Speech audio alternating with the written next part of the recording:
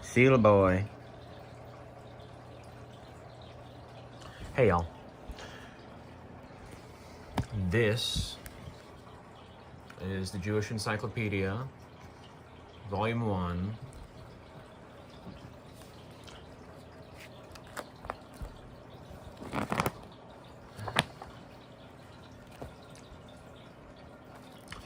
And, boy, this thing, Byron, this is Lord Byron. Byron, son, no, you don't lay on the book.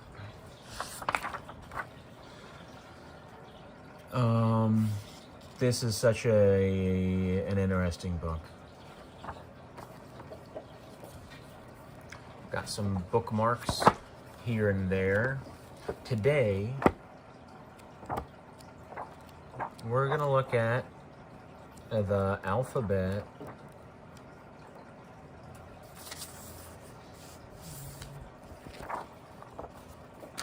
and here it is.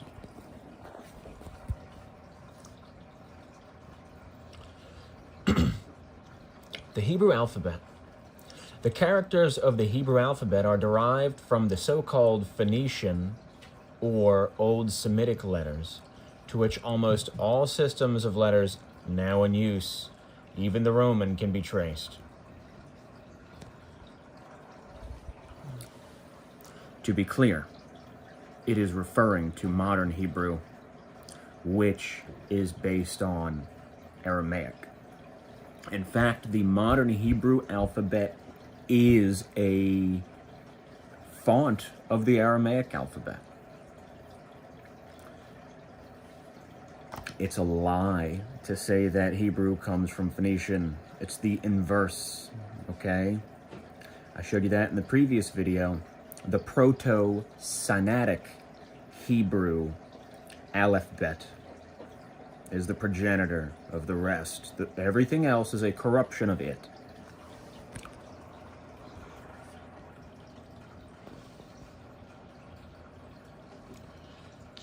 But this latter, which is referring to Latin, is in immediate relation only to the original source, while the Hebrew alphabet has kept closer to the primitive signs. Oh, really? In spite of the great progress made in Semitic paleography during the last decades, which enables the student to follow, step by step, the several styles of characters used by the various Semitic peoples from the 9th century BC down to the present day, no opinion can as yet be expressed with any certainty as to the origin of these characters. That's true. Attempts have repeatedly been made to derive them from the Egyptians or from the Babylonian, but with indifferent success. Actually, no. Modern Hebrew, it can pretty clearly be drawn to the Egyptian hieroglyphs. The reason for this, oh, and by the way, the Bible talks about that. The New Testament does. Joseph of Arimathea taking the body of Jesus and putting it in his own tomb. If you translate the name of Joseph of Arimathea, you'll come up with the tomb of Nefertim. Translate stuff. You could do it.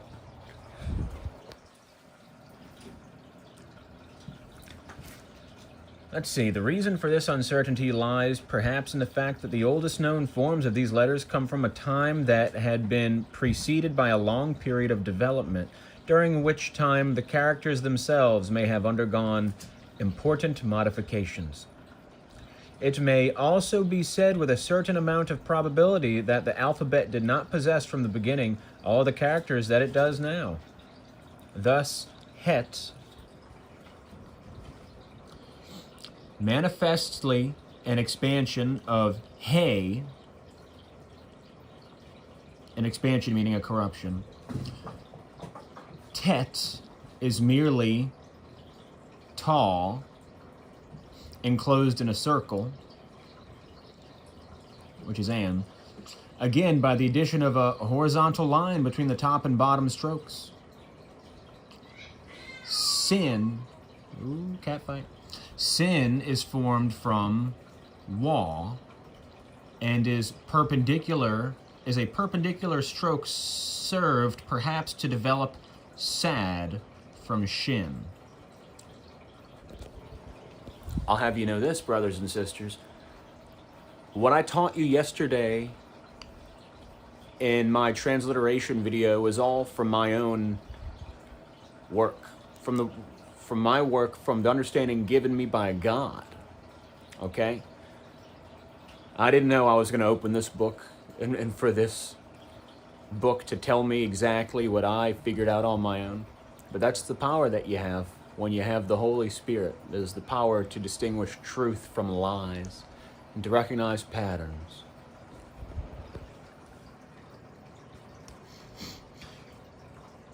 Though it may be impossible to determine with certainty of what race the inventor of these letters was, irrelevant, the alphabet was undoubtedly received these expansions from a Semite.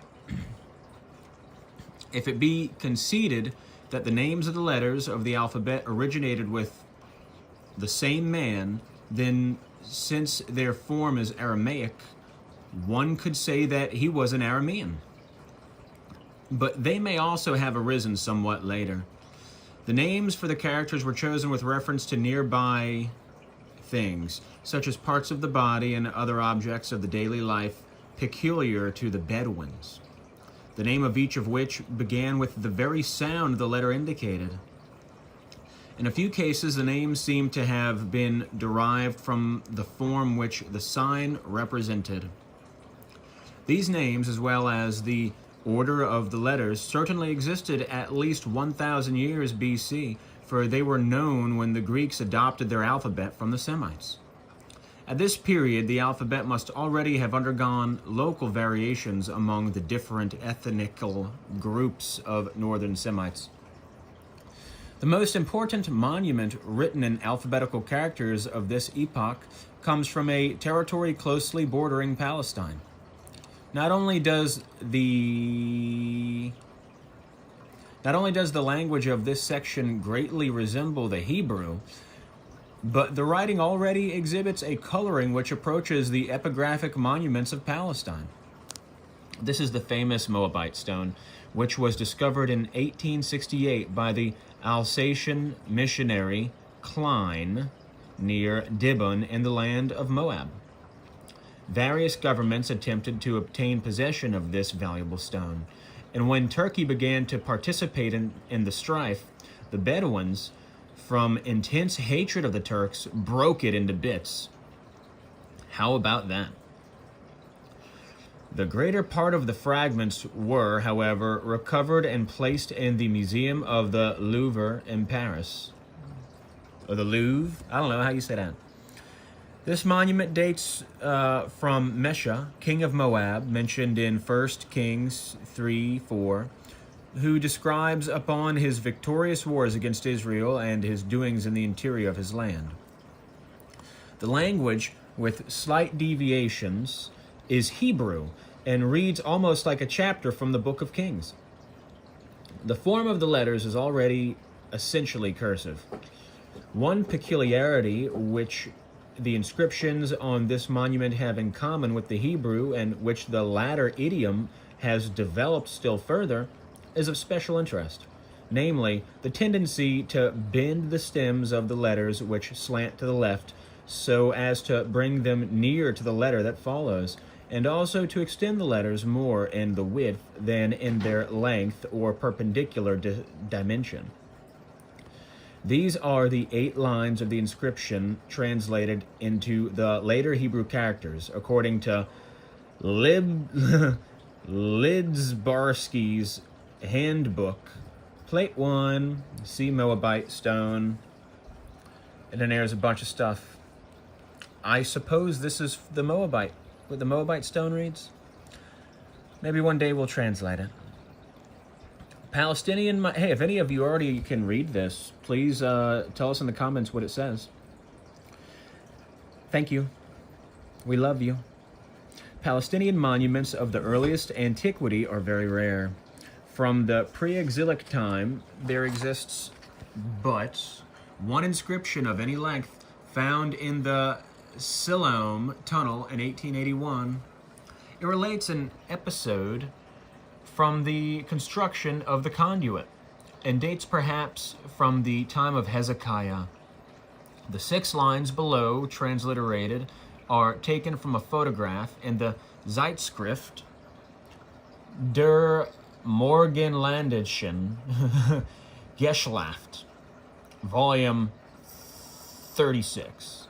See Siloam inscription. Let's take a look at that. This is the Siloam Aqueduct. That's Phoenician. Do y'all recognize any of these from yesterday's video?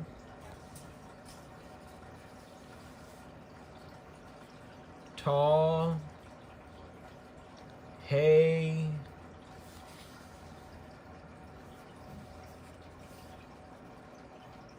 bet. You see, kids, there's a lot of different ways that these letters are written. You call them dialects or whatever. Depending on what city you're in, it's pretty nuanced. There are nuanced ways of writing these letters. So, with a little effort, you can figure out what's what. As may easily be seen from the text, the language is pure Hebrew. Yeah, it's pure Phoenician, obviously, which is a corruption of Hebrew, and differs externally only in the... So let me try to understand what it means by pure Hebrew. So the syntax and the grammar very well may be Hebrew. But the earliest specimen of Hebrew that we know is Proto-Sinaitic, which I showed you yesterday. And this is not that. So you need to distinguish between an alphabet, a grammar, and a syntax. The alphabet is the shapes that you're using for the letters. The grammar is... Well, first, the syntax is the order in which you are arranging words, and the grammar is the order in which you're arranging letters in order to express thoughts with the words. Does that make sense? If anybody can give a better definition of grammar, please do.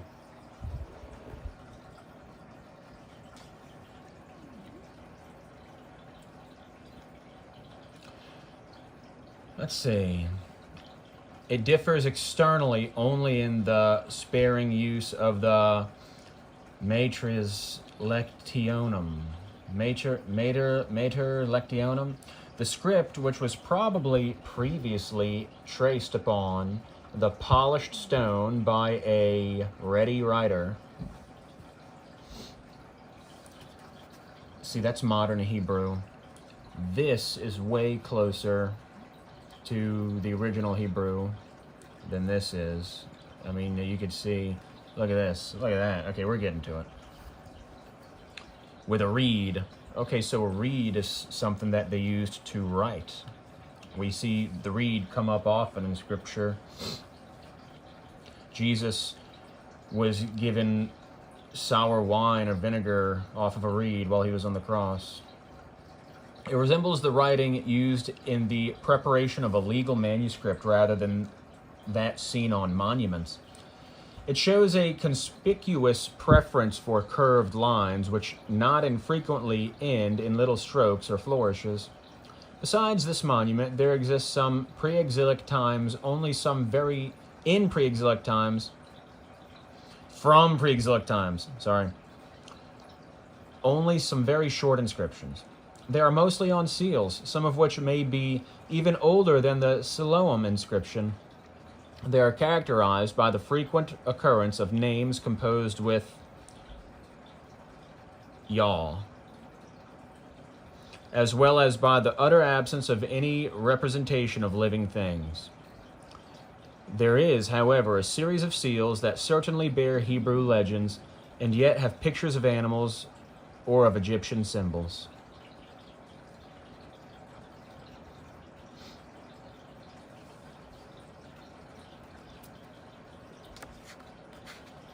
Lam, Kaf, is that a nun?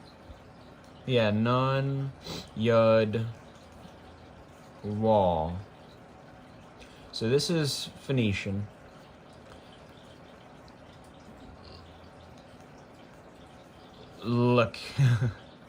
Lakinu? I don't know.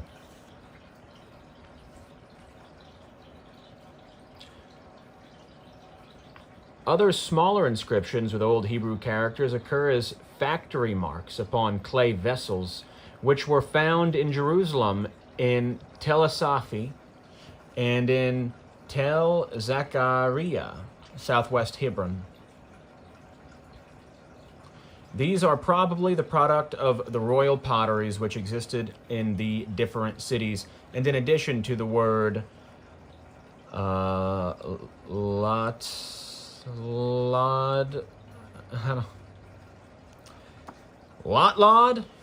to the king. The seals mention also the name of the town in which the pottery was situated. The following town names have been found: Soko, Ziph, Ezer, Hori, Hebron. This explanation of the legends is due to Claremont Genu and Canon Dalton. It is more acceptable than the other, which would see here the name of the kings or some other person. The illustration accompanying this text shows this word and that word. These smaller monuments of epigraphy and most of the seals date from the pre-exilic times. Like the Hebrew language, the Hebrew alphabet at this time was almost exclusively used in Palestine. Only the upper classes who were in relations with foreign lands spoke and wrote Aramaic,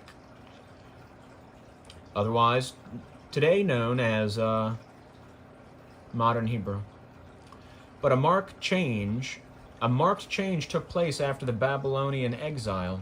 The Aramaic language, which had then already spread over the whole of Asia Minor, though used by the side of the local dialects, was gradually accepted with its script.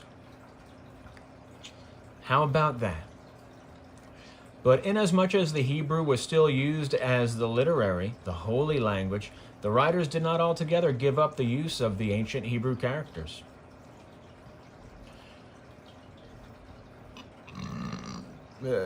Excuse me. During the first centuries after the exile, the Jews certainly used Hebrew in their writings. From this period up to the time of the Maccabees, there are extant no monuments bearing inscriptions. For the following one there exist many remains, though in small dimensions, being mainly confined to coins. One would think that the characters used on a coin would be those most widely known, and indeed in Syria, Aramaic script and language are principally used upon coins. But the right to coin money was in olden times, as today, looked upon as a sign of political independence. Therefore, when the Jews... Let's look at that real quick. Coins of the Jews. All right. After their successful revolt against the Seleucids, they felt themselves masters in their own land. They not only wanted to have their own coins, but to give more forceful expression to their newly won independence. They inscribed legends in their own language and their own script. The letters on these coins resemble very closely those of Siloam inscriptions and the smaller monuments.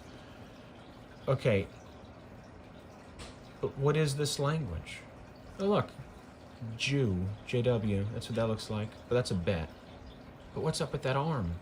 That's a shin. Sheeb? The letters on these coins goodness. Is there a playful kitten? You don't be so noisy, mister. The letters on these coins resemble very closely those of the Siloam inscriptions and the smaller monuments, but what is there evidently the flourish of the reed as it hurried over the surface, or an imitation of it, appears here in fixed form. The curved stems of the old script have been broken at the right angles, upon the lower leg of which the letter appears to rest. The appended stroke and flourishes, which before appeared accidental, became essential parts of the letter, while the other original parts have been considerably reduced.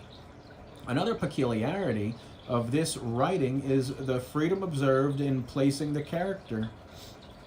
For about 100 years, these characters were used upon the coins. They were then supplanted by the Greek. Okay, so this is Phoenician. What they're calling Hebrew is Phoenician. So what we should be taking away from here is that the Hebrews are Phoenician, or that they were subverted by the Phoenicians because the Phoenicians were using a corruption of their alphabet.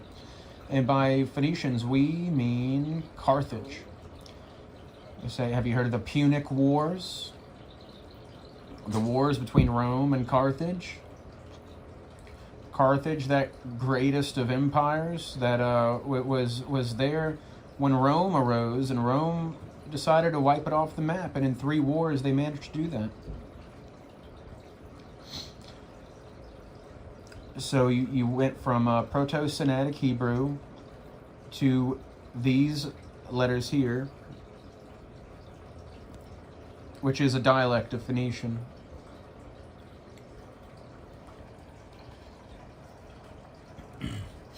Phoenician being essentially a dialect of ancient Hebrew.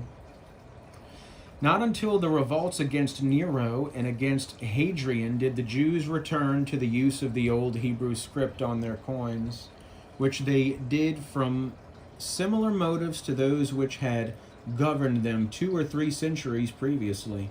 Both times, it is true, only for a brief period.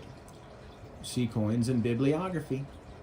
In addition to the above, there exists only one other small monument bearing the same sort of letters. It is the capital of a column, discovered in 1881 by M. Clermont Gagnon near Amwath, with the inscriptions, let's see if I can read this, Brood, Shmoo, Lolam, Brood Shalolam. And look, I've told you about the rough breathing mark. Haes Theos. God is one. Haes Theos. He is Theos. God is one. Brood, Shmoo, Lolam. Interesting. This may, however, possibly be of Samaritan rather than of Hebrew origin. What's the difference, Julian? Samaritan is really close to Proto-Semitic Hebrew. It's almost the same as Phoenician.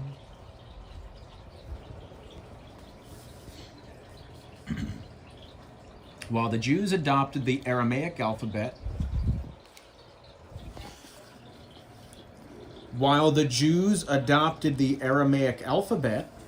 gradually abandoning their own, the Samaritans held fast to the original forms in order to show themselves the veritable heirs of ancient Hebraism. They then not only used the Hebrew text for sacred books, but employed it in secular writings as well, and later on even used it for both Aramaic and Arabic.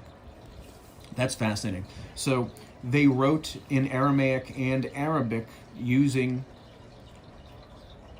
the Hebrew letters. See, so that just goes to show that a language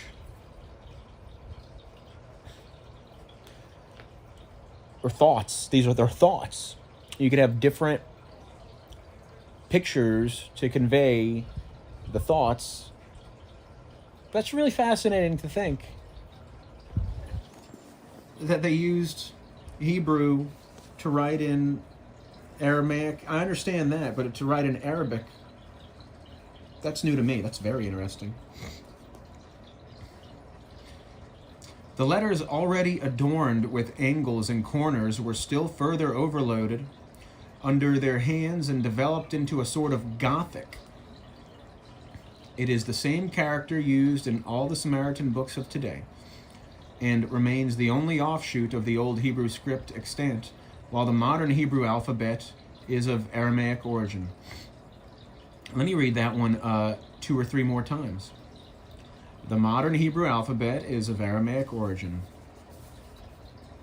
The modern Hebrew alphabet is of Aramaic origin. It is the same character used in all the Samaritan books of today and remains the only offshoot of the old Hebrew script extant, while the modern Hebrew alphabet is of Aramaic origin. The Aramaic characters had undergone many changes in development before the Jews became acquainted with them. The oldest monuments with this alphabet are those discovered about 10 years ago in or near the ruined mount of Zingerli, north of Nicopolis, and dating from the 8th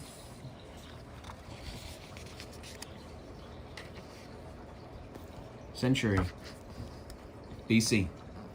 The texts are partly in Aramaic and partly in the local dialect, which was a compromise between Aramaic and Hebrew.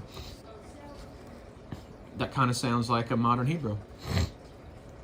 Several hundred monuments of smaller dimensions represent the succeeding centuries, among which those worthy of special mention are the 2 tombstones found in the mound of Nirab, near Aleppo, which date from the 7th century BC.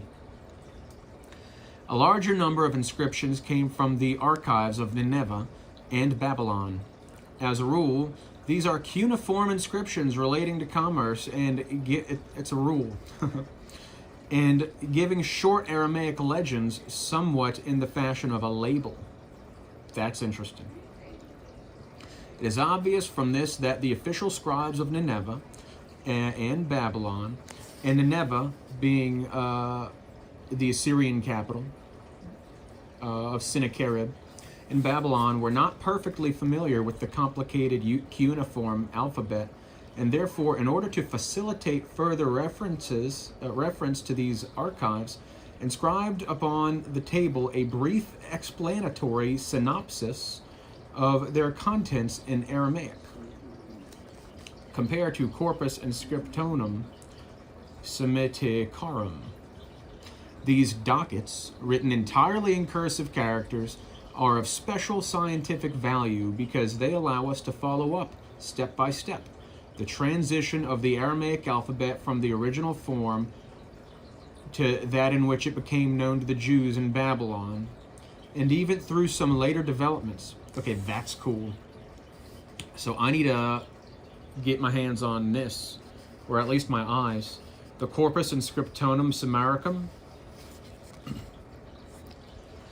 During that period, the alphabet had undergone material changes, and at its close, scarcely at its it had undergone material changes, and at its close, scarcely a symbol retained the form of 3 centuries before.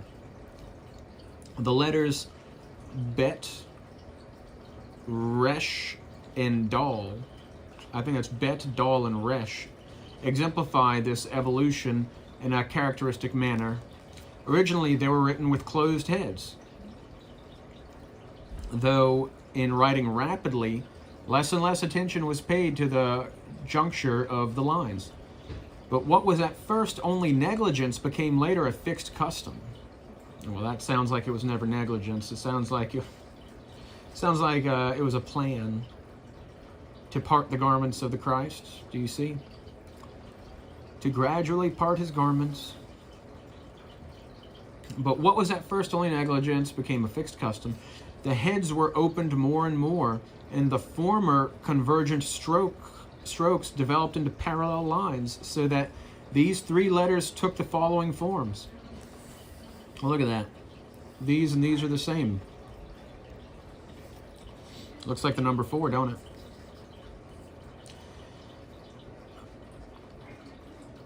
In An, the circle opened more and more until the curve became an angle open at the top. And now we have a V. So they turned a circle into a V. In Aleph, the sides of the angle separated, the upper one moving more and more to the right and becoming unrecognizably small. So also in Kaf, the upper side of the angle is moved to the left and placed perpendicularly at the end of the other leg. Thus, that becomes that. Wow. And so now you've got Kaf. I mean, it just looks just like Bet and Dal and Resh. This is magic. This is magic spelling. These are how we have magic words. This is why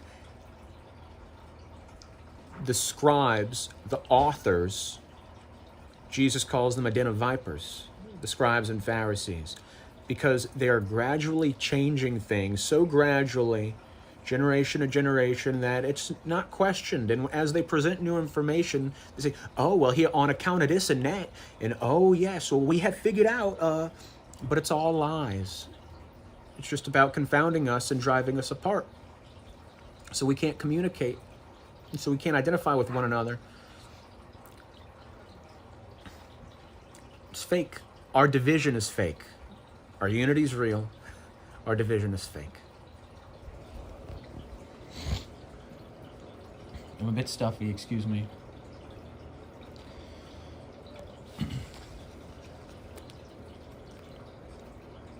Therewith came to resemble closely the Dal and the Resh. So the Dal, which is Dal, which is a triangle, is this, made up of 2 lines, and the Resh, which is the head, is this, made up of 1.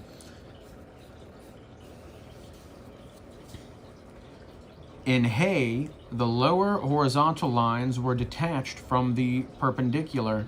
One of them was gradually omitted, and the other attached to the horizontal crossbar, like that.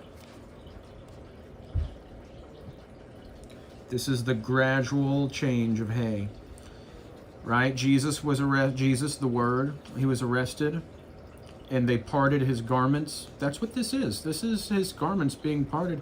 But they're not even showing you the beginning. They're saying this is the original. We know it's not the original. I showed you the original. Look up proto, P-R-O-T-O, dash, Sinaitic, S-I-N-A-T-I-C, Hebrew. Check out the chart from ancient-hebrew.org. That's not, I mean, they've erased the original. This is a corruption. So much more is that. Just, it's fantastic. The metamorphosis of Wa. I mean, look, Wa, what in the world? Okay, so how many? So Wa, Kaf, Resh, Dal, and Bet. Are you following along, ladies and gentlemen? The metamorphosis of Wa took place by the reduction of the head until it became entirely flat, and Dal is curved into a Resh. Again, in Zan and Yod, the double curved line is gradually straightened, the former becoming a Wa. I mean, I believe was that Wa, is that Nun? While Yod developed into Yod, I mean, that looks like a lambda, or whatever it's called in Greek. I mean, that looks like the Greek L. No, not Greek, I'm sorry. Maybe Greek. That looks like an L in Gothic. The Zan, that looks like either the tail of a nun or of a sad. Look at that, look. Yod developed into this, which sign is gradually made smaller until it is reduced to scarcely more than a mere dot. Yeah, like that's not done by accident. In Het, the central horizontal stroke only has retained and was moved more and more to the top. Okay, so see there's the wall. By the way, la.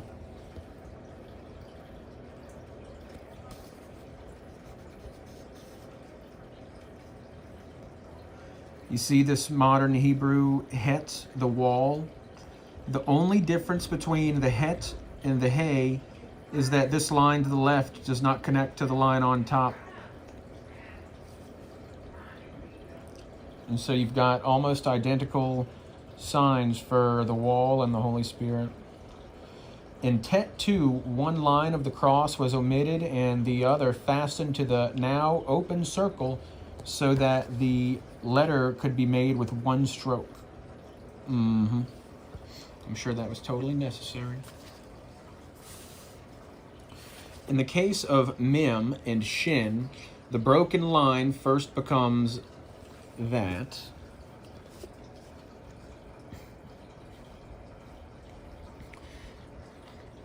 Interesting. And for the latter of these two letters, the middle stroke is then made parallel with the right one, so that a new sign results. While in the case, and that being Shin, while in the case of Mem, this becomes that. Interesting. So the sign of destruction comes from the sign of the flesh, or the water. Now that just makes perfect sense. Well, that's Hebrew for you. It all makes sense. They take a thing that makes sense, and then they tear it apart so you can't recognize it, so that you have no logic, so that you cannot logically deduce what's true. In this latter form, the straight stroke extends above the curved line and soon becomes greatly lengthened. Similarly, the head of sin, Samek they call it, is transformed into a zigzag. Yeah, and now it looks like a freaking sad. And gradually becomes that thing, which is simplified to this thing. And that looks like, they're calling that Samek, it looks like a Phoenician Yud. See, they're mixing it all up.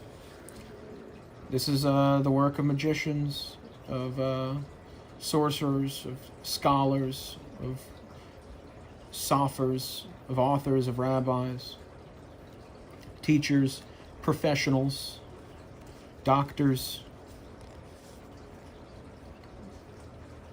all different names for the same thing. That same thing being a liar and a hypocrite. The circular head of Kaf was at first not closed. It becomes first that, and then by the addition of a hook to the left is changed to that.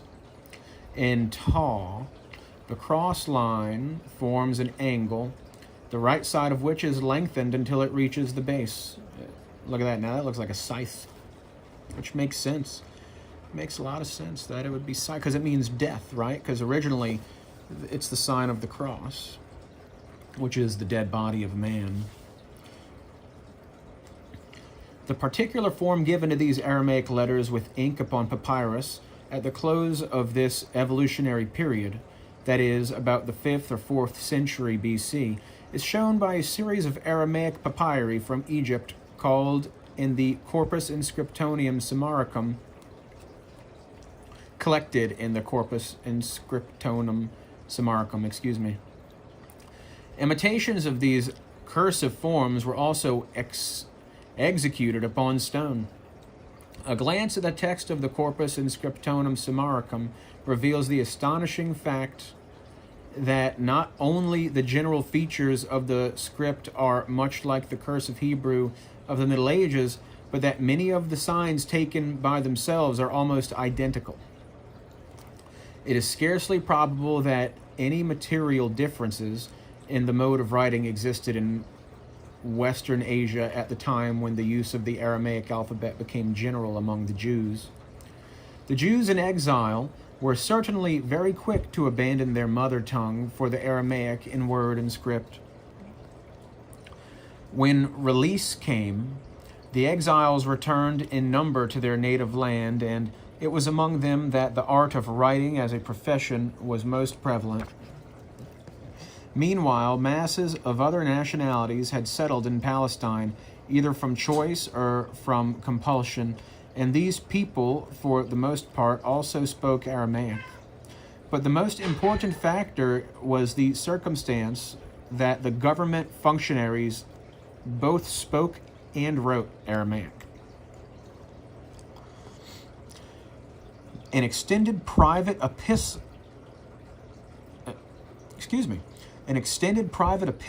correspondence among the Jews of Palestine at that time could hardly have existed.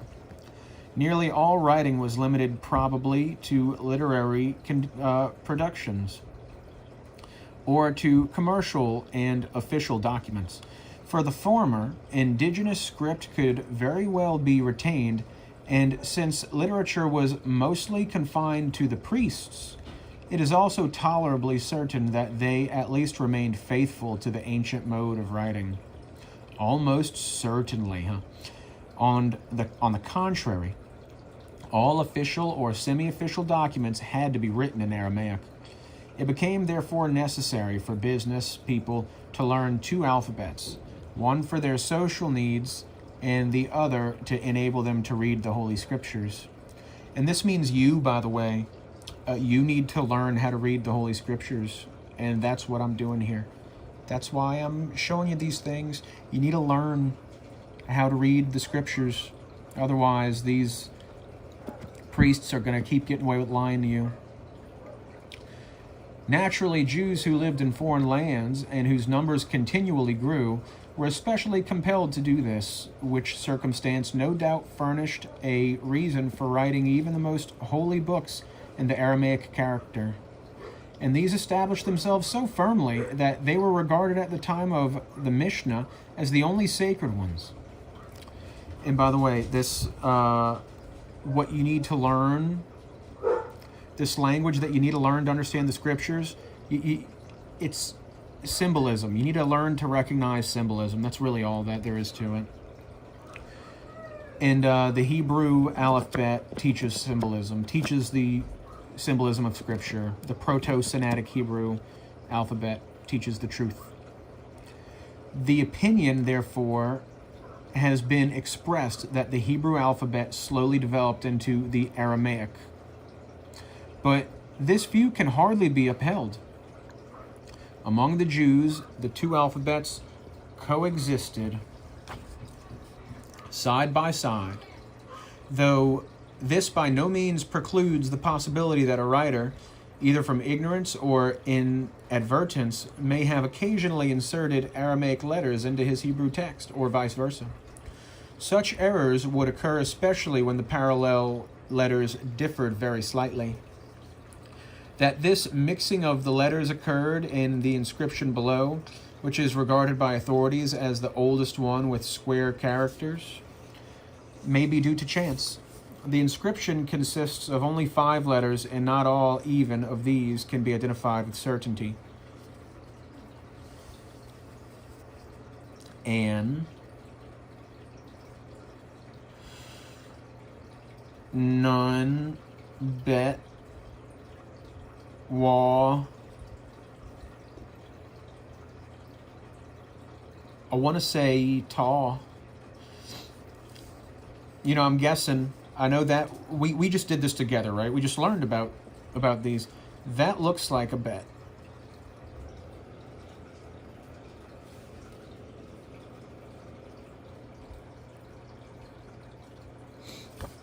That's an.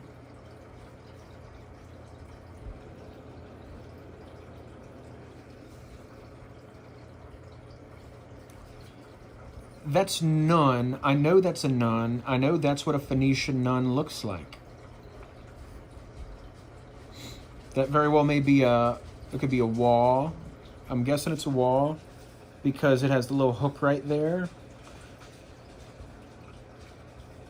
And that looks like if you were to take this line right here and extend it and move it over to the left, I mean, it looks like a Hebrew block script in Aramaic tall.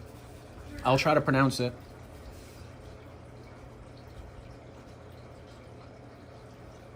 Onbode, Inbode.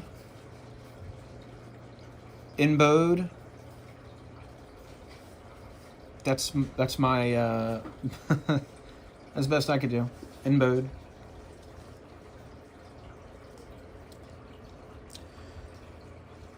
According to both Jewish and Christian tradition, the introduction of the Aramaic script and its use for the Holy Scriptures are directly attributed to Ezra, the scribe. Well, let's look at this real quick. Inscription of family vaults of the Beni Hazir. Okay, so yeah, this looks like a mix of Aramaic or Hebrew block script with Phoenician. Like, that looks like a shin. But, and that looks like a lambda. Except, obviously, the proportions are very different. The former statement is certainly not correct. Wait, what's the former statement? According to both Jewish and Christian tradition, the introduction of the Aramaic script and its use for the Holy Scriptures are directly attributed to Ezra the scribe. Ooh, I have to burp. Hold on. Excuse me. The former statement is certainly not correct, nor can the latter be established satisfactorily. I hope they explain.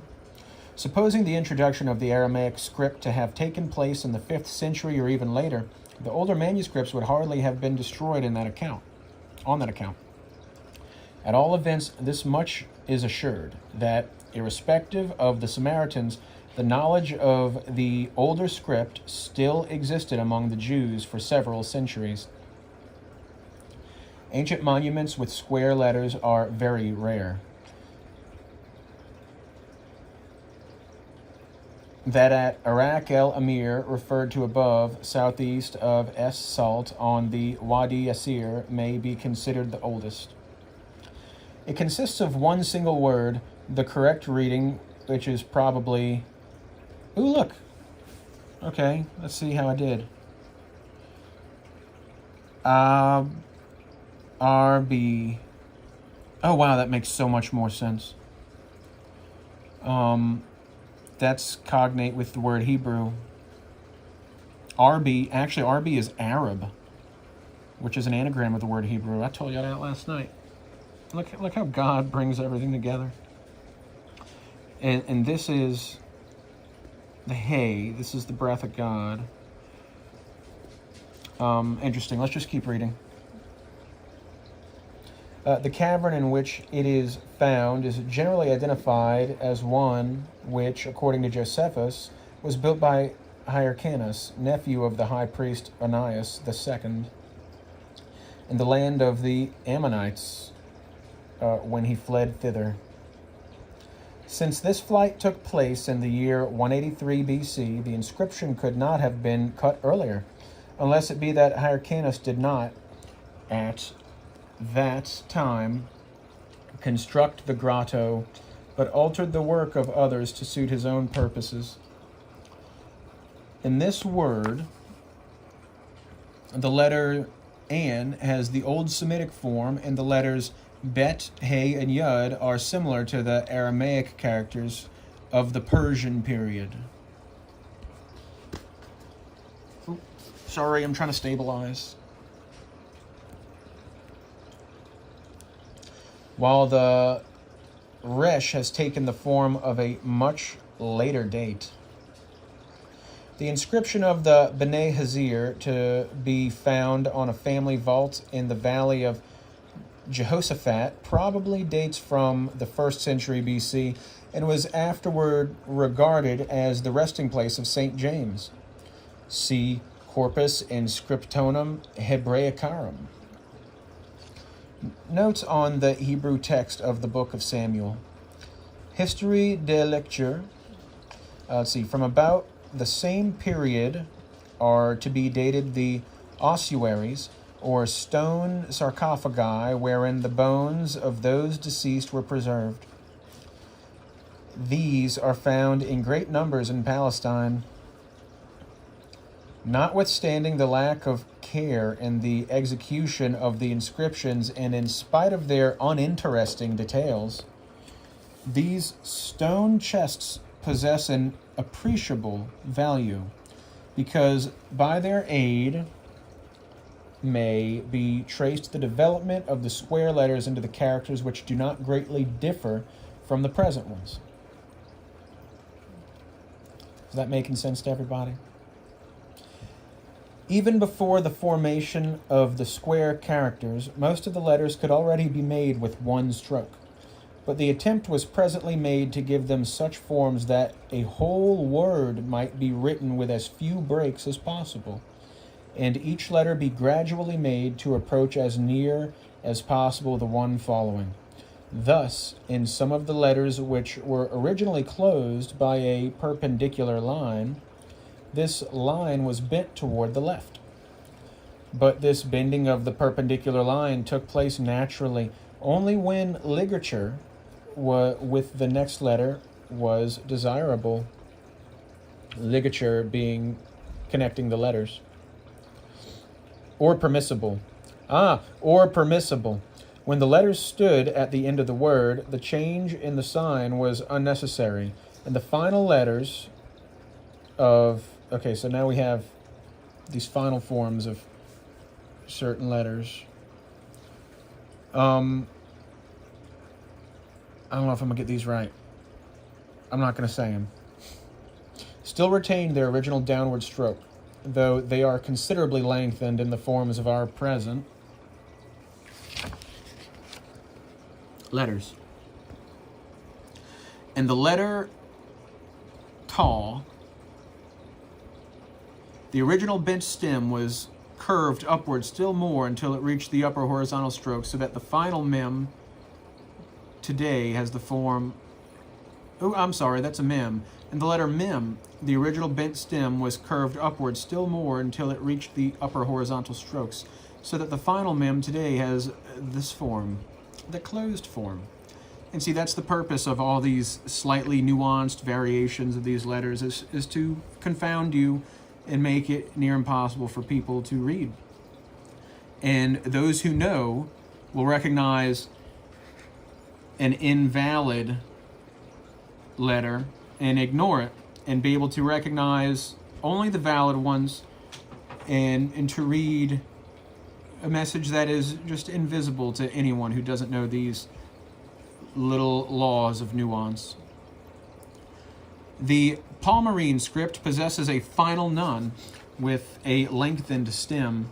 The Nabatean contains similarly final kaf, nun, zaid, and shin, and further a closed final mem and final hey.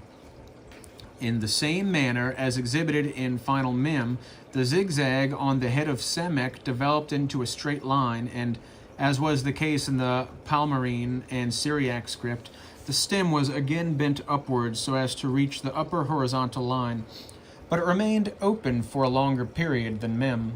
Compare for the two letters, also Shab 104a. Can you read that? As a result of the effort to approach the letter following it, the hook on Lamed has been lengthened and advanced more and more toward the front until it finally became that weird looking thing. So also in the case of An, Eden. They took the An, which was a circle, and turned it into a capital V. Turned into a V. So also in the case of An, the right side was prolonged beyond the point of intersection and finally produced that thing. In such letters as Resh, Dal, and Wa, the stem could not be bent to the left without conflicting the first two with the letters... Okay. The letters Bet and Kaf. Do you see? You see the difference? The first one here is a Bet, and the second one is a Kaf.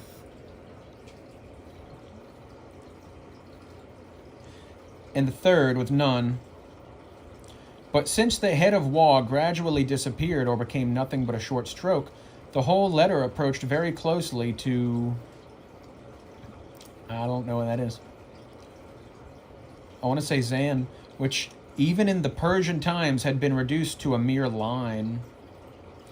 But in order to distinguish the one from the other, it was found necessary to add a small stroke on the left side of the Va, thus that.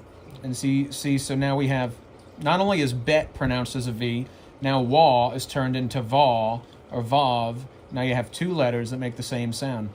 And you see now they're sitting here going, how do we change it so that we can distinguish one from the other? I don't know, how about you shouldn't have touched them to begin with? The treatment of yod varied. It often occurs with a stroke on the left side, a remnant of the lower horizontal line. But this line was very insignificant and often was not written at all. The stem, as a rule, was made very small, though in order to make its form harmonize more nearly with that of the other letters, it was occasionally lengthened and then resembled the Wa. In the earliest editions of the Septuagint, it is said that the tetragram was written in Hebrew characters which looked like the Greek is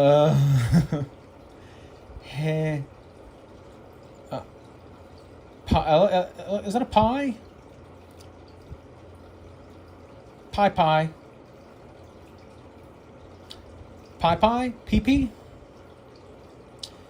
I think Yahweh or you in Greek is PP.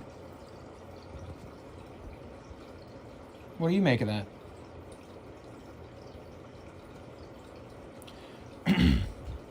Of the upper transverse line in Aleph, only the left side remains. And in order to reach the base line, it was gradually lengthened. The same is the case with Gimel. Look at that. The Gimel looks like a nun, but it's got a heel. It looks like a Wa wearing a high heel shoe. All these letters are mixtures of one another. Let's see. The same is the case with Gimel, though there, as well as in Aleph, the whole left member of the letter is pushed to the bottom. In the letter Hey, the former lower horizontal line is gradually made parallel to the vertical stem and fastened to the upper cross line, from which, by a process of shortening, it has been separated only since the Middle Ages. Some of the older forms of this letter show an extension of the right-hand stem above the crossbar. In the case of Het, a system of curtailment affected the upper horns of this letter. A system of curtailment. We must curtail the alphabet. An extension of the upper part of Ta is also noticeable in the older forms of this letter, which causes the Ta to approach in appearance the corresponding Syrian sign. As early as the Middle Aramaic period, the letters Ta, Kaf, and Shin appear in forms almost identical with those now in use, though in the older Kaf, the stem is not longer than other letters, and it hangs from the horizontal line. The stems of the Shin are drawn together to a point, and often the left-hand stem passes beyond this point. The only inscriptions in square characters dating from the time of the destruction of Jerusalem are the monuments marking the boundaries of Gezer.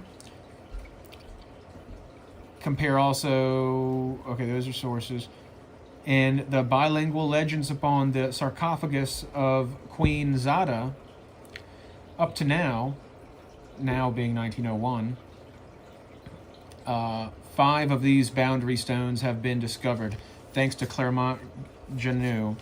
They serve to indicate the town limits of Gezer, beyond which it was forbidden to pass on the Sabbath. The sarcophagus bears the short legend. I stopped because I'm inclined to try to read it, but I don't want to bore you with my attempt, which is repeated in Syriac. The queen or princess here referred to has been identified as Princess Helena of Adiabene,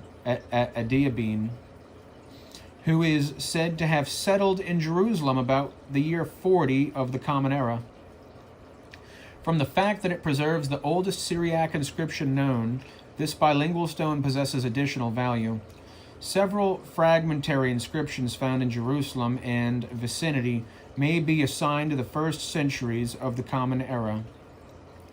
To the 3rd and 4th centuries belong the inscriptions found in the synagogues of Kepher Birim in Galilee, northwest of Safed. See the illustration on the following page.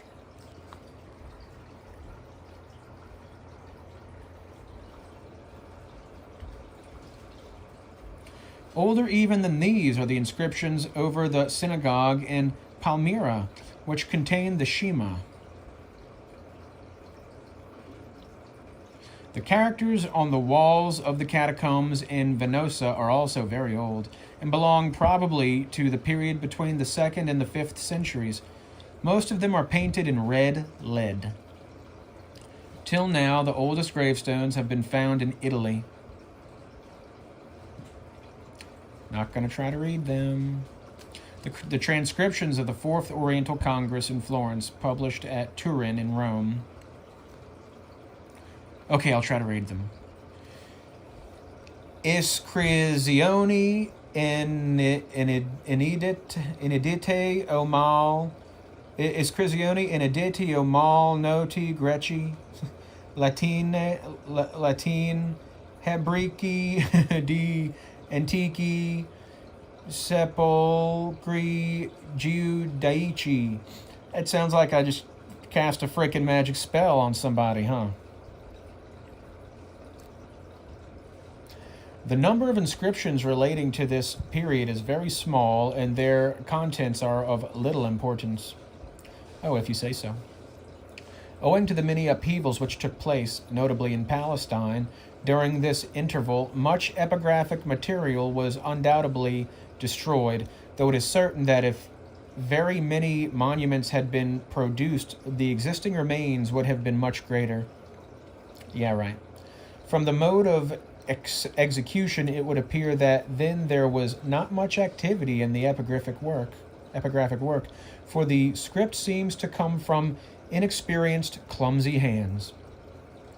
Compared with it, inexperienced, clumsy hands. Oh, those are all invalid. Look at those letters. That doesn't say anything. It's all invalid. Compared with it, the degree of perfection to which the Palmyrene script had arrived is striking, though this in essence is the same as the Hebrew square script.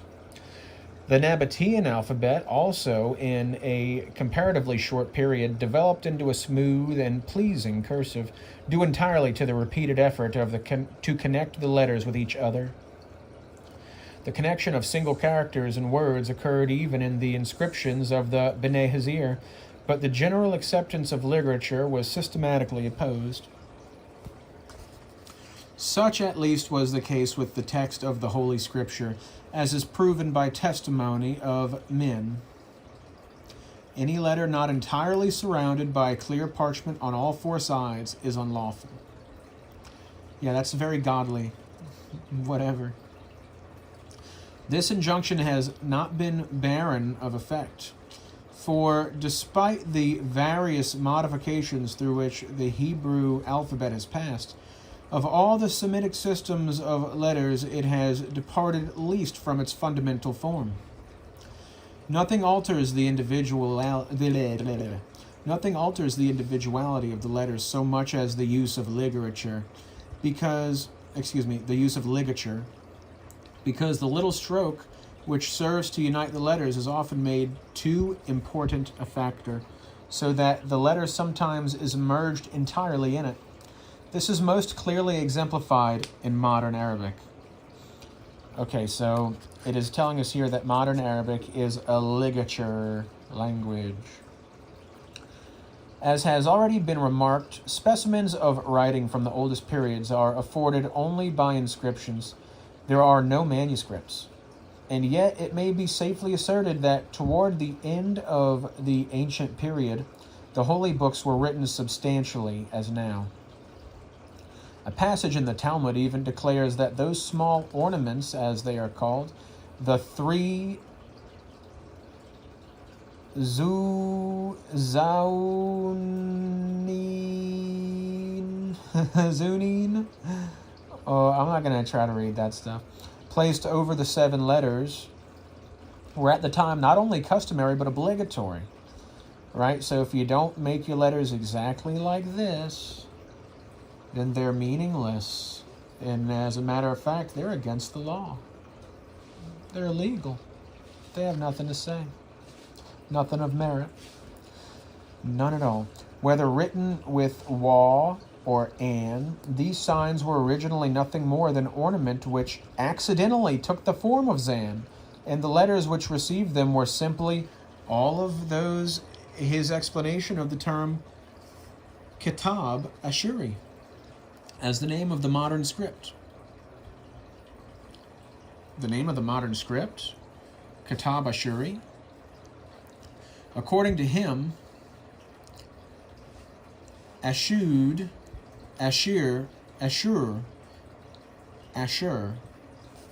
Okay, according to him, Asher is equivalent to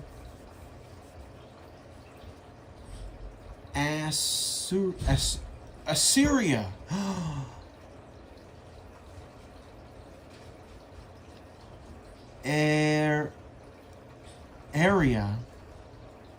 Aria, and Assyria.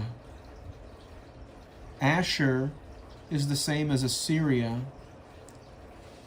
Aria as in Aryans, and Assyria, it says Assyria,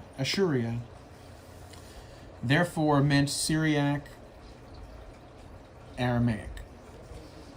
Of interest also is an expression of Rabbi Judah, which shows that the contrast between the straight lines and stiffness of Aramaic as compared with the angular irregularity of the Samaritan was considered quite striking. Much more difficult to understand are the other names for the Hebrew script. Ooh, we're getting into names for the Hebrew script.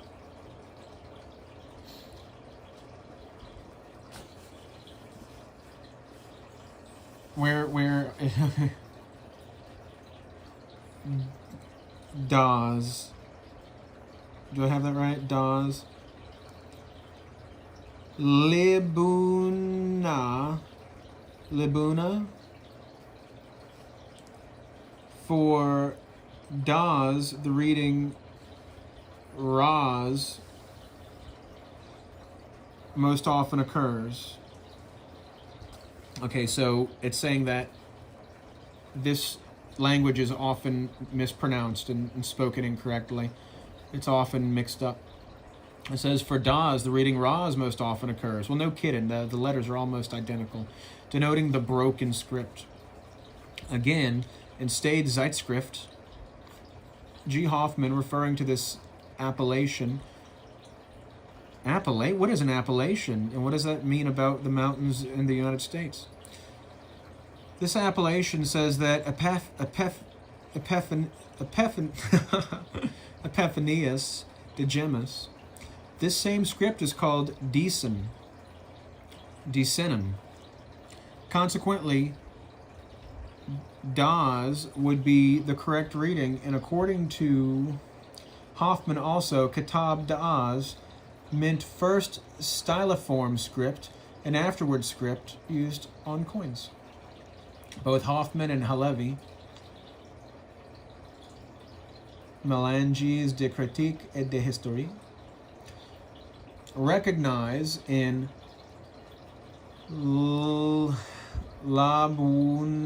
Labuna an adjective. Hey, y'all, if I'm saying that wrong, correct me. An adjective from the name of some locality. The former, with R. Hananiel, and the Tosafot, adopts the reading Labuna for the place north of Neapolis, while the latter reads, oh, what the heck is that? Nebula, Neapolis. Since Ar-Hizda was a Babylonian, it is quite conceivable that he was unacquainted with the Samaritan alphabet and that he regarded the ancient forms as identical with those found upon the clay tablets. This opinion of Ar-Hizda may have been strengthened by the existence of the name Kundai,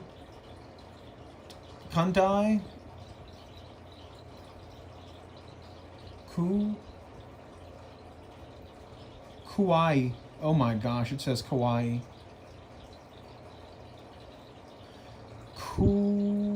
Kuhai. That literally says Kauai. You know that Japanese word for cute? Okay, so I have a hypothesis after like all my reading and looking into anagrams and languages. Look up. Did you know that the name Eichmann, as in Adolf Eichmann, the architect of the Holocaust? Did you know that Eichmann is an anagram of Chinaman? Anyway. According to R. Nathan, who was likewise a Babylonian, the theory might be held that Kitab Da'az stood for styliform, incisive, or cuneiform text. Though this form of writing may not have been practiced at this time, yet both then and later, the rubbish of the old ruins supplied in numbers clay tablets covered with these characters, sufficient to perpetuate the knowledge that this was the form of the ancient script. A mention of the clay tablet inscriptions may be found even in the Fihirst of the Enadim, composed in the year 987. Owing to the inflexible rules governing the writing of the Torah rolls, there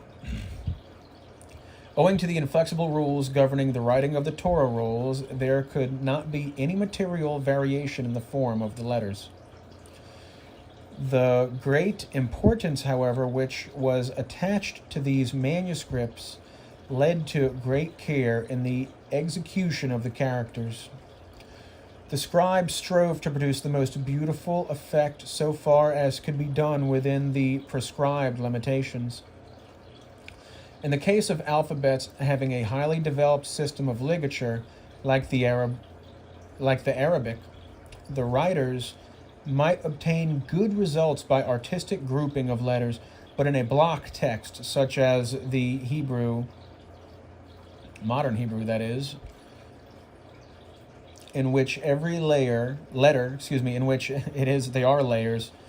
every letter must be strictly separated, efforts in the direction of ornamentation were confined to the individual letter. Hence, the Hebrew script followed the same development undergone previously by the Palmyrene.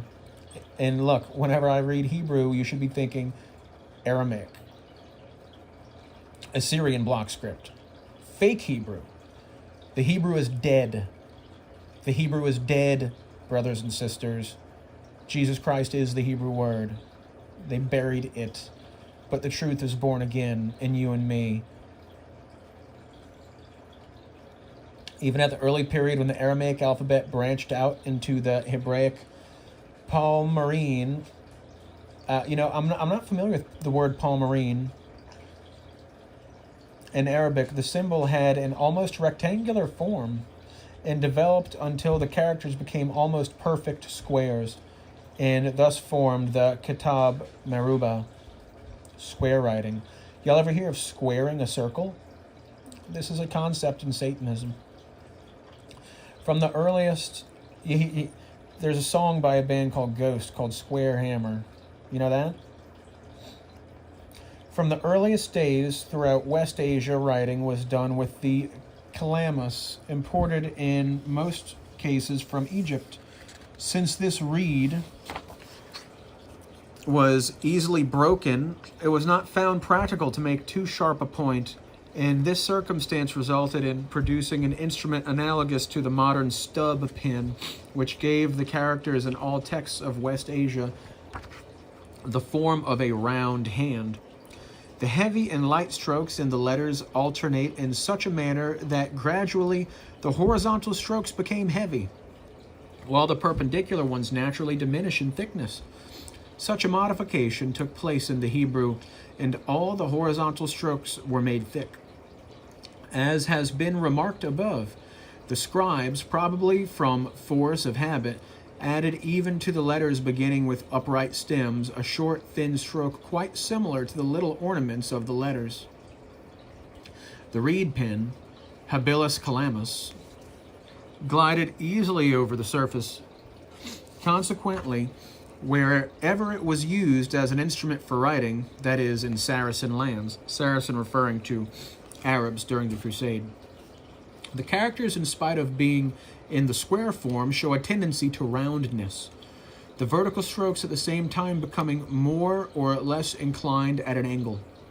In the Occident, however, which is the West, which is Europe, the quill was used, which offered a similar obstacle to sharp pointing, and as a consequence, it assumed much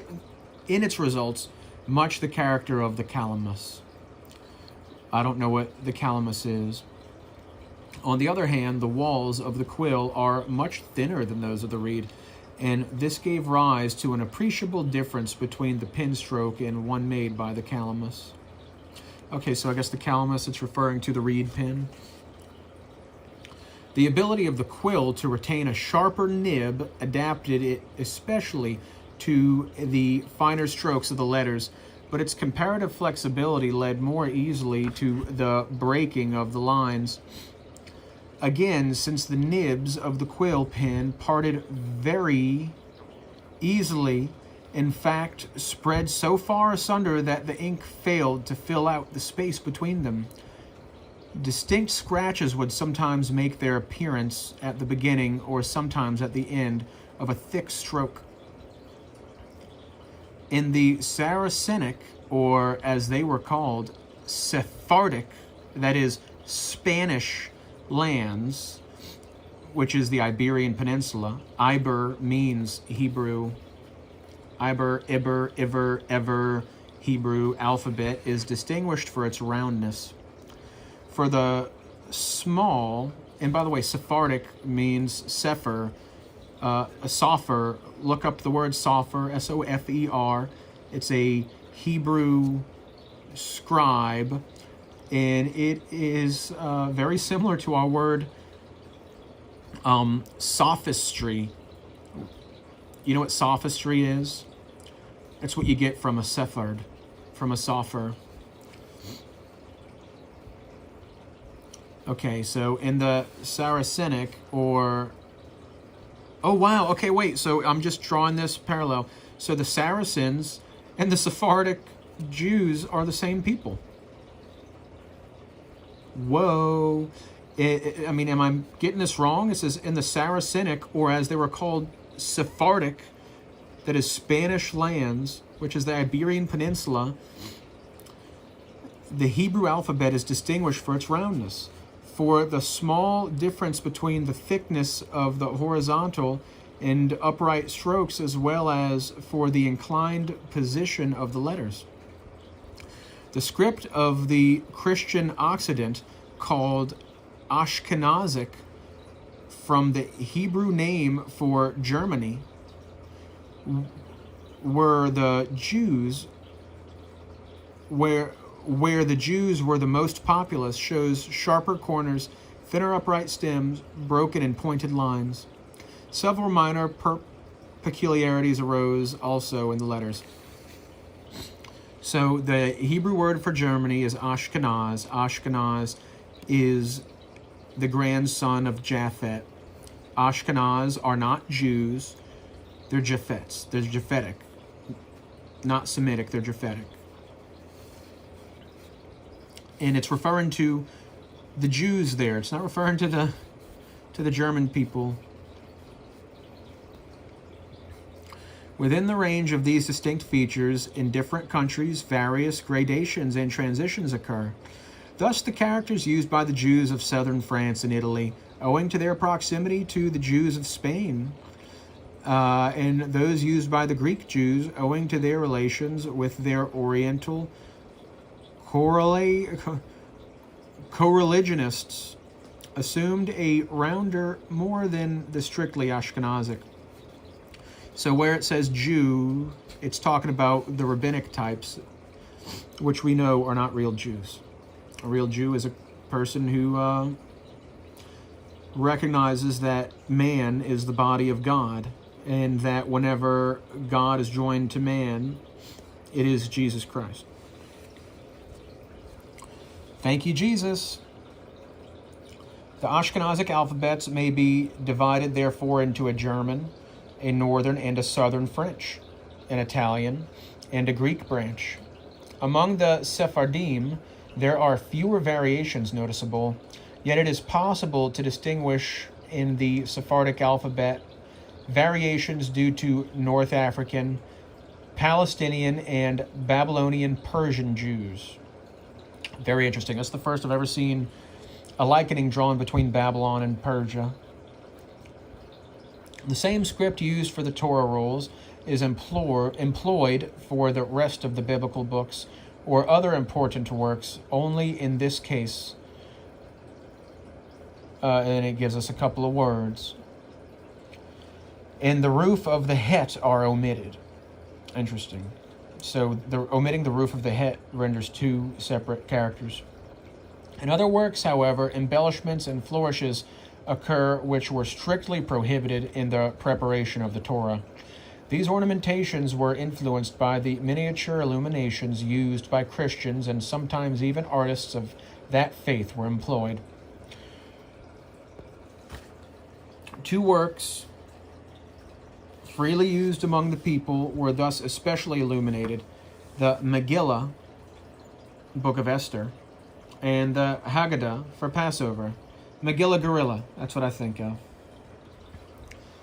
In the St. Petersburg Imperial Public Library may be found the oldest Hebrew Bible manuscript extant. It dates from 916 to 917, and the letters are in general the same as those made now, though several slight modifications appear. Thus, in Dal and Hay, the horizontal line projects to the right over the upright. Besides, in Hay and in Kaf, the letter stem hangs from the crossbeam. Yud is comparatively long, but Waw not longer than the other letters. 1 or 2 centuries earlier is the manuscript of Ecclesiasticus, discovered in Egypt, in which all these characteristics are wanting, but the very peculiar width of the lower part in Shin may be noted. Columns 3, 4, and 5 in Plate 4 exhibit other Oriental alphabets. Those of the Ashkenazim may be illustrated by specimens from illuminated German manuscripts. For the former, compare what is that? I'm inclined to say Colossians, but I know it's not. I don't know what that means. Whatever. In which the cusped letters predominate. Anyway, let me tell you this real quick. Since I said that word, go read Colossians. Go read the epistle to the Colossians. Anyway, in which the cusped letters predominate, is taken from a German Selihat manuscript of the 13th or 14th century. The more secular the work, the less importance was attached to it, and the less care was taken that the execution of its letters should conform to the rules set down by the writing of the Holy Scriptures, and be, as it was called, a Katiba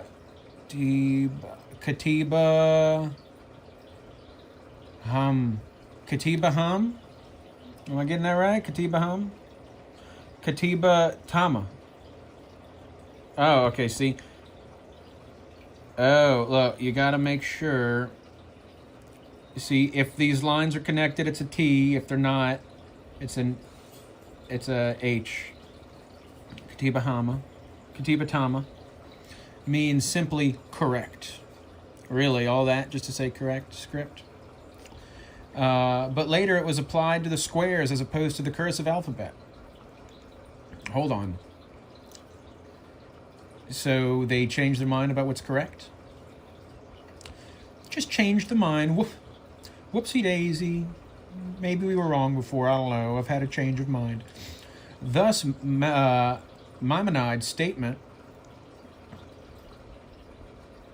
that the Kitab Tom designates the German square script as compared with the Oriental seems to rest on an error.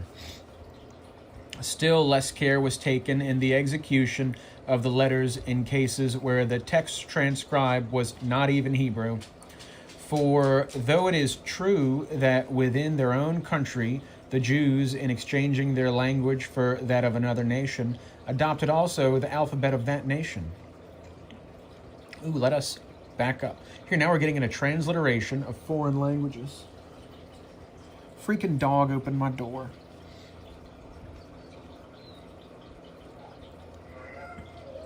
Oy vey. Let me go close my door. Okay, this is exciting. Still less care was taken in the execution of the letters in cases where the text transcribed was not even Hebrew. For though it is true that within their own country the Jews, in exchanging their language for that of another nation, adopted also the alphabet of that nation, yet throughout the diaspora, the vernacular of the country, which was invariably adopted by the Jews, was written by them with Hebrew characters. So that whether the vernacular be German, French, Spanish, Italian, Arabic, Persian, or even Tatar as it says here, as in the case with the Karaites of southern Russia, the Hebrew was the alphabet used. Accordingly, there grew up in coexistence with the square a cursive script, the tendency of which was to give the letters such forms as would permit their being more easily and rapidly made. But the mandate against the use of the ligature is in connection with the writing of the sacred text was powerful enough to influence the development of this system of writing also. For the ligature occurs comparatively seldom even in the cursive script.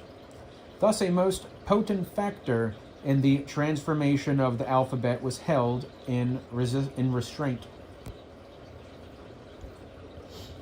The primal difference between the two alphabets, square and cursive, was size. In unimportant works, the lettering, for economy's sake, was small. Such was also the case with marginal or explanatory notes. The former was called Katiba Gasa, or large script. The smaller characters were known as Katiba Daka or Katana, small script. Through greater carelessness and haste in writing, the corners of the square letters became somewhat rounded and the heads were made smaller or disappeared altogether. Later on, distinct modifications took place in some of the letters. The brief inscriptions daubed in red ink upon the walls of the catacombs of Venosa are probably the oldest examples of cursive script. Still longer texts in a cursive alphabet are furnished by the clay bowls found in Babylonia and bearing exorcisms against magical influences and evil spirits. These no doubt date from the 7th or 8th century, and some of the letters are written in a form that is very antiquated. Somewhat less of a cursive nature is the manuscript, which dates from the 8th century. So-and-so exhibit cursive scripts of various countries and centuries. Let's take a look at this real quick. Specimen of modern Sephardic script.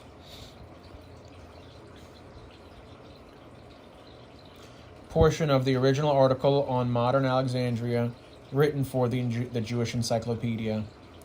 Let's try to read it. What the heck is that? Key. That's a Kaf, Yud. Keeb, is that a bet? I don't know. I don't even know. Looks. If I didn't know any better, I'd call it Arabic. I can't read that. But if I looked at this alphabet side by side with the alphabets that I do know, I could figure it out, and so can you. The differences visible in the square alphabets are much more apparent. For instance, the Sephardic rounds off still more, and that makes sense, Sephardic, because it's referring to Sofer, to the people who write, and if you're writing, for ease of writing, you're going to have a more cursive sort of script. So now you know, Sephardic Jew means the Jew who writes the literature, the writer, the author's sophistry. The Sephardic rounds off still more, and as in Arabic, there is a tendency to run the lower lines to the left, whereas the Ashkenazic script appears cramped and disjointed. Instead of the little ornaments at the upper ends of the stems in the letters, in those letters, a more or less weak flourish of the line appears. For the rest, the cursive of the codices remains fairly true to the square text. Documents of a private nature were certainly written in a much more running hand, as the sample from one of the oldest Arabic epistles written with Hebrew letters, 10th century, clearly shows in the papyrus in Führer durch die Ausstellung. What the hell did I just read? Is Führer durch die Ausstellung the name of an Arabic letter written with Hebrew letters? What the hell is going on? I need to find a translation of that. But since the preservation of such epistles was not held to be of importance, material of this nature from the earlier times is very scarce, and as a consequence, the development of the script is very hard to follow. The last two columns of Plate 5 exhibit the German cursive script of a later date. The next to the last is taken from a manuscript of Elias Levita.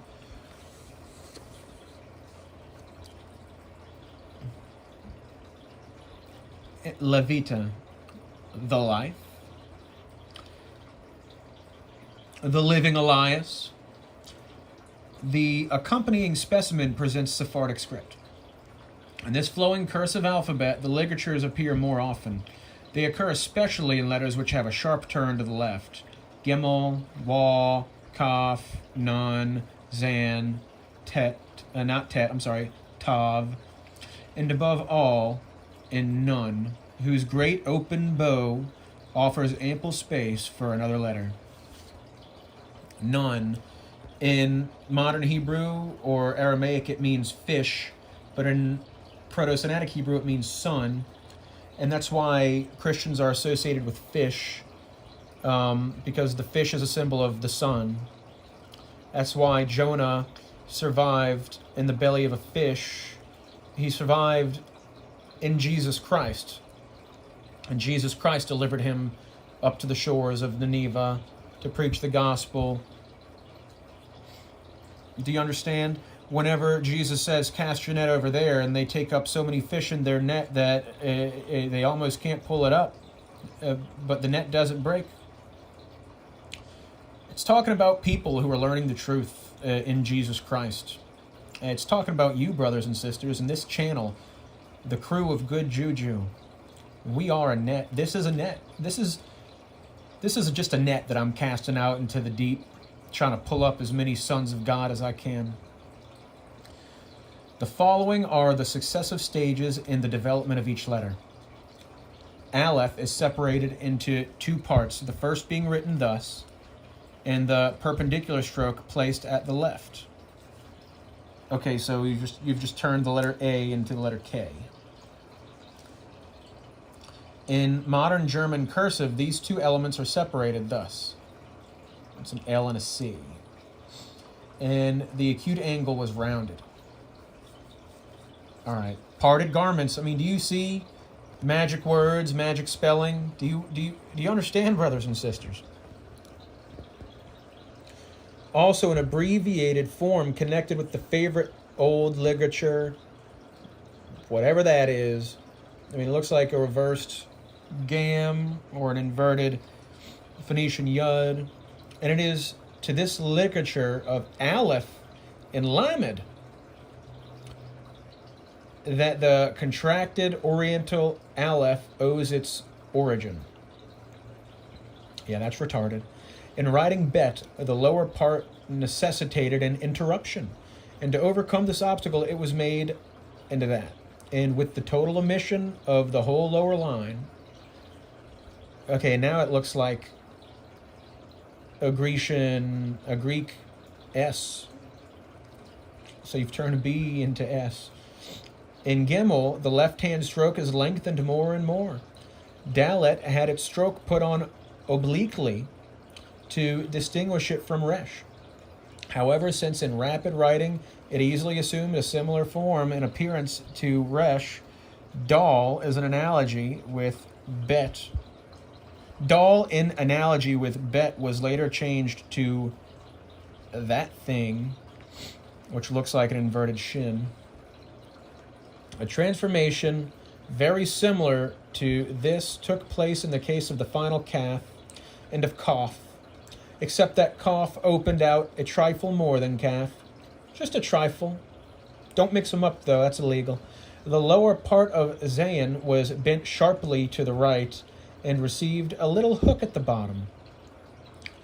The left-hand stroke of Tet was lengthened. Lamed gradually lost its semicircle until, as in both the Nabatean Arabic... Okay, so there's a relationship between the Nabatean and the Arabic. It's visible in the alphabet, but it's nice to see them say it. Let's see. Lamed gradually lost its semicircle until, as in both Nabatean Arabic and Syriac systems, it became a simple stroke, which was bent sharply toward the right in the most modern cursive script.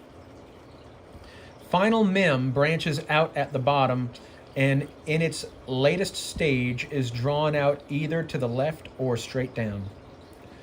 In Samek, the same development also took place, but it afterward became again a simple circle. Okay, then it turned into An. In order to write Ayin, which I'm calling An, it's called An, Ayin, or I even, why not? It's a picture of an eye. Amen, it's the sun. The sun is the eye of God, brothers and sisters. What if I told you that the way that God is able to appear in 3 dimensions is by way of the sun, and that the sun is God, and that Logos comes from the sun, that the sun is the manifestation of Logos from a different dimension into our own, which is reconciled to this body by the brain. I'm just thinking out loud. What if I told you that? What do you think of that? What does that mean about sun worship? Ancient Aryan sun worship? I mean, would you be surprised if that turned out to be true? I mean, have you been lied to before? Have you learned anything recently? In order to write Ayin without removing the pin from the surface, its 2 strokes were joined with a curl.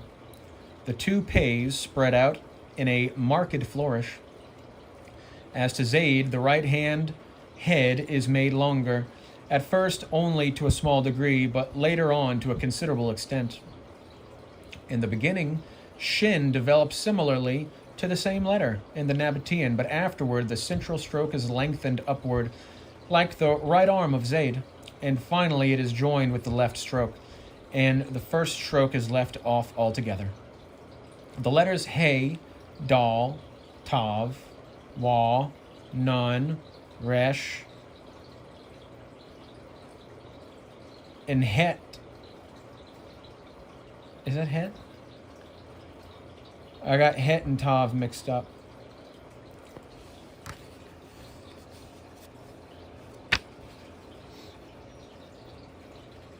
hey, doll, het, none. I think it's none. No. Wa, none, resh, and ta, or tav, have undergone little modification. They have been rounded out and simplified by the omission of the heads.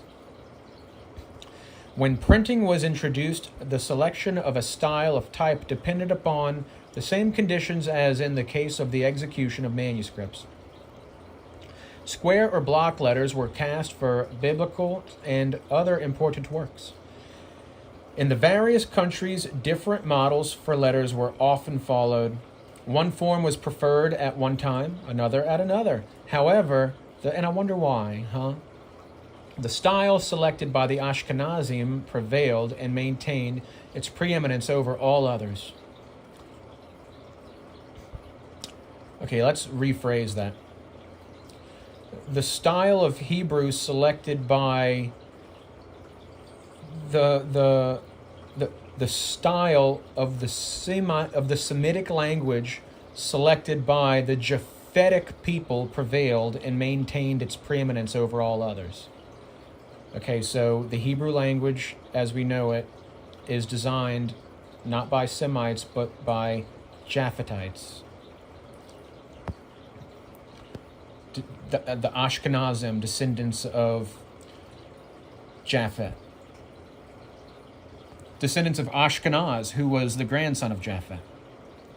Books of a secondary character, works which accompanied another text, such as commentaries and the like, were printed in the cursive. And here a style of type became popular, which very closely resembled the Hispano-African cursive. Since the script occurs oftenest, well, that's my first time seeing that word. Since the script occurs oftenest in commentaries on the Bible and the Talmud by Rashi, it has become known as the Rashi script. For the printing of Judeo-German texts, a further development of the Ashkenazi alphabet, called Weiberdeutsch, we need to look into that, has been created. All right, let's learn about Weiberdeutsch. Hopefully it teaches us. So these are all footnotes. Here, I'll scan through the footnotes in case you're interested. Am I citing my sources well enough, everyone? Oh, Julian, you've said a lot of things that are just really, I think they're problematic, and I would very much appreciate if you were to cite your sources, because I don't know about this. I don't know. I think it's all very doubtful. What you say is very doubtful, and I think you're just trying to confuse people. I think by you opening up this 124-year-old Jewish encyclopedia and reading from it, you're just trying to make people confused. That's what you're doing. I hope y'all aren't confused. As a matter of fact, as I'm going through, I'm helping you understand these magic spells. Check this out. Old Hebrew and Samaritan alphabets. Look at that. Modern Hebrew, Mesha stone. See, so we're looking at different scripts from different stone inscriptions compared with modern Hebrew. And so you can see for yourself that modern Hebrew does not come from these.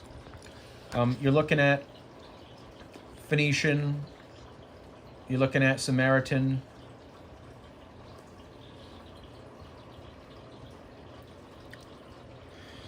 I suggest you make copies for yourselves. Get some paper, get a pen. You don't need to do all of these, but you should know. You should really know. You should know these. This is Phoenician. It's helpful to know the Phoenician because some of the Proto-Semitic letters are drawings, and the Phoenician simplifies the drawings. But this doesn't come from that. I'm sorry. I could see how this comes from that. Ooh, I got a dirty nail. Hold on. Disgusting.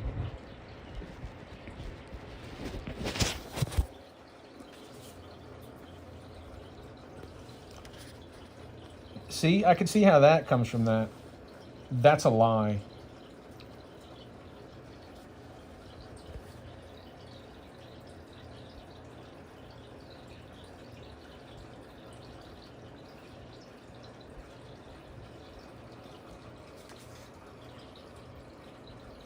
Do you notice any patterns? Please add to my presentation in the comments, or even better, make your own video. Help me. Look, I'm one guy. Jesus Christ is unity and diversity in one body, and I'm just one part of the body, brothers and sisters. I need you to help me, help everyone else. We all need to converge. We all need to converge. It's our convergence which is the body of Jesus Christ. 1 Corinthians 12:27. Didn't Jesus say, where two or more of you are together in my name, I am in your midst? That's because we are him. But here's the thing. It's showing us all of this, and it's still not showing us Proto-Sinaitic Hebrew. And you might say it had not been discovered at this time. I mean, I don't know, whatever. You could say whatever you want. I'm doubtful that these people don't know the truth.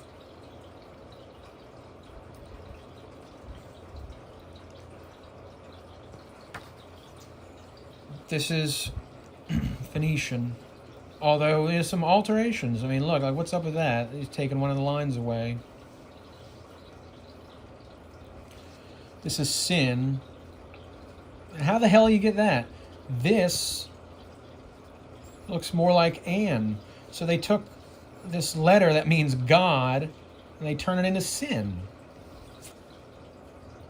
I'm sorry, are you disgusted as I am?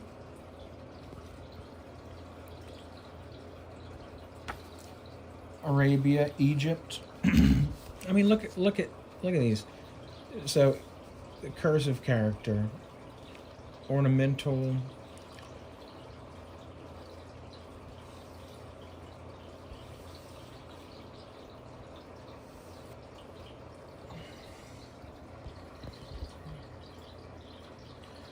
And here's another shocker.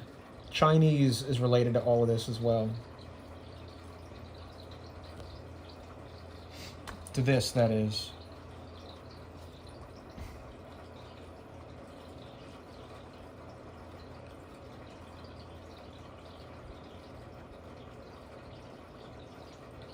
Look at that. That's a bet. That's a Proto-Semitic bet.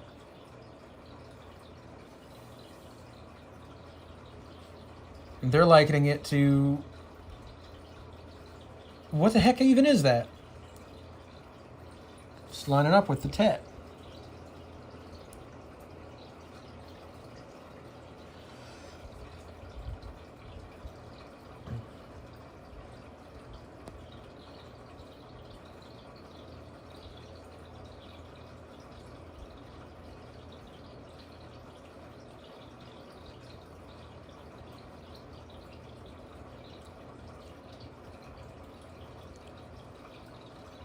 Yeah, no, I didn't need a rabbi to help me. I don't need a big brother to teach and lead me. All I need is Jesus Christ. Jesus Christ taught me how to sacrifice myself and serve others, and turn away from pain, and to focus on understanding things and ask questions. And I have asked questions until I have acquired the truth. I mean, it's really easy. Just ask questions. It occurred to me that if I want to know about these things, I need to get an old Jewish encyclopedia. So I did, and here we are.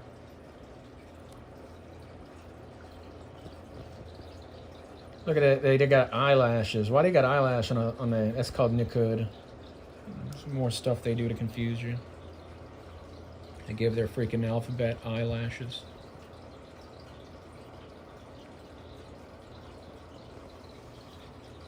Let's.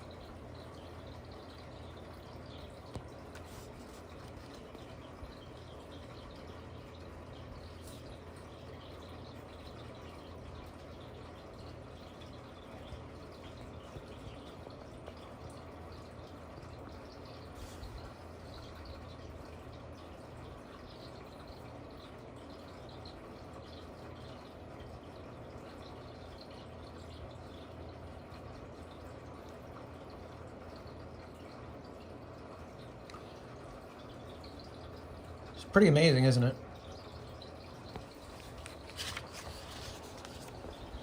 We got a little bit left to read. Do we? No. No, we don't. Is it? Ooh. Oh, I'm gonna close this book. Ooh, sit down. So, you can go on Wikipedia, Paleo-Hebrew. That's going to bring you to the Phoenician, an article about the Phoenician alphabet. Look at the table of letters, and it's going to give you a bunch of the information that I just shared with you out of this encyclopedia. You can go to ancient-hebrew.org and find their chart, which shows you the transliteration of letters, including Proto-Semitic Hebrew. Okay? Why have they done this to the alphabet? Why have they done this to the word? There's a book about why they did this, and it's called the New Testament. So these letters, they show us the way to become saved. They show us the way to acquire logic, that we may think, that we may understand and overcome our emotions. And so to enslave us, they've gradually made the word unrecognizable and pulled it apart such that we can't even communicate with each other anymore. We can't communicate. But our languages have a root. And if we all know the root, then we can communicate. We can acquire logic. And the New Testament of Jesus Christ is the story about how someone figured out the truth and he told everyone, and the people who had designed this slave system to where the masses would not know the truth, they were alarmed by the things Jesus was saying. They had to lie about him to try to turn people away from him, but the truth is too strong. Everybody saw it. And so then they had to appeal to the government to persecute him even to death.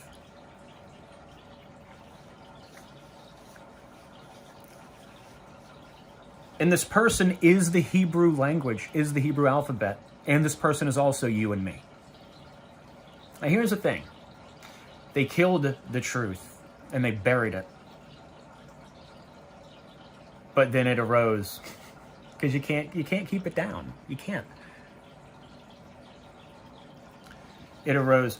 Whenever Jesus was resurrected, they didn't go, "Oh, look, there he is. Look, it's Jesus." No, they said, "Oh, look, it's the gardener." And then suddenly, it dawned on them that it's Jesus. They're eating, they're sitting with a stranger, and they broke bread. And then suddenly they're like, "Whoa, it's Jesus." Because we are all in the body of Jesus. Jesus is all of us who know the truth and speak it, which is, it's all about love, my brothers and sisters. It's all about love. It's all about selflessly loving one another.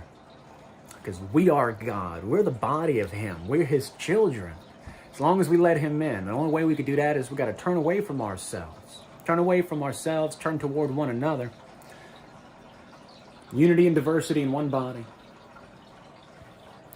So, they didn't recognize Jesus when he came back. They didn't recognize the Hebrew language when it came back. But it came back. The truth came back. The Logos comes back. The Logos is God. And it enters into men who turn away from sin. Who turn away from self-indulgence and choose thought. That's what Christianity is. Turn away from jacking off and overeating and drinking and smoking. Turn away from all the things that you indulge in for pleasure, and you will acquire thought. You will acquire logic. And that is what it means to be saved. You don't have to sit and stand and kneel and fiddle with the beads and, I have to be to the place at this time because everybody's going to go, oh. I mean, no. Sacrifice yourself. Sacrifice yourself. Go look at my transliteration video. I touch on the meaning of the ancient Proto-Semitic Hebrew letters. They're all symbols. And once you know these symbols, you will know the meaning of Scripture. Period. There is no interpretation. That's what the scribes and Pharisees say. Oh, well, what makes you think your interpretation? It is self-evident. Whenever you have this knowledge, don't take my word for it. I'm telling you to go do it yourself. I'm telling you, this is what I hope you do. I hope you think to yourself, Julian is probably lying to me. But we can't let him get away with such a big lie. I'm going to go find out for myself. So go do that. And then judge whether I'm lying to you. Didn't Jesus teach the rabbis in the synagogue when he was 12? When he went and started his ministry and he's in the synagogue teaching, and they said, how does this man know letters, having never learned? By the Spirit of God. I am what I am. I am you. You are we. We are one. In Christ Jesus. Amen.